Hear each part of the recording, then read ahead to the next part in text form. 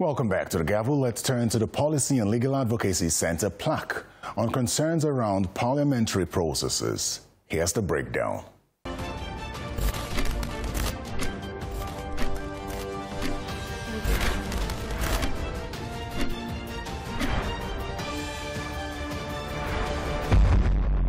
I think that every National Assembly and every leadership of the National Assembly has its own style.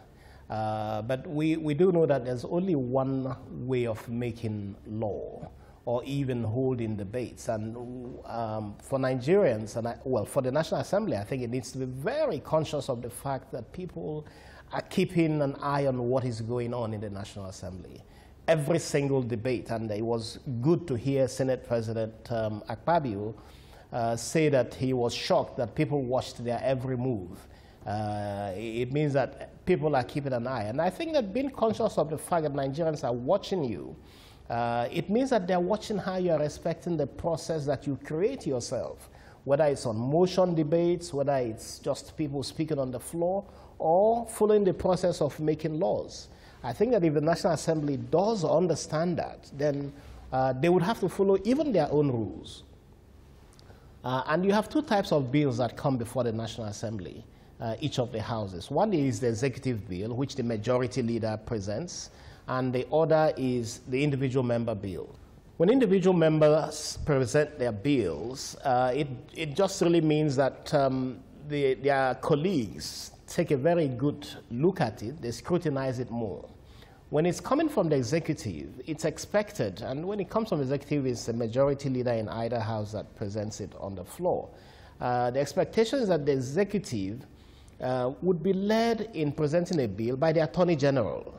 It's debated in chambers, it's presented, so there's expectation as a lot of thought has gone into developing that bill. So when it comes in, members would take it far more seriously and expedite it. But no one expects that when an executive bill comes to the floor, that members of the National Assembly would not debate it. And I think it's worrying for a lot of us who have kept a close eye on the National Assembly over the last several years or even decades.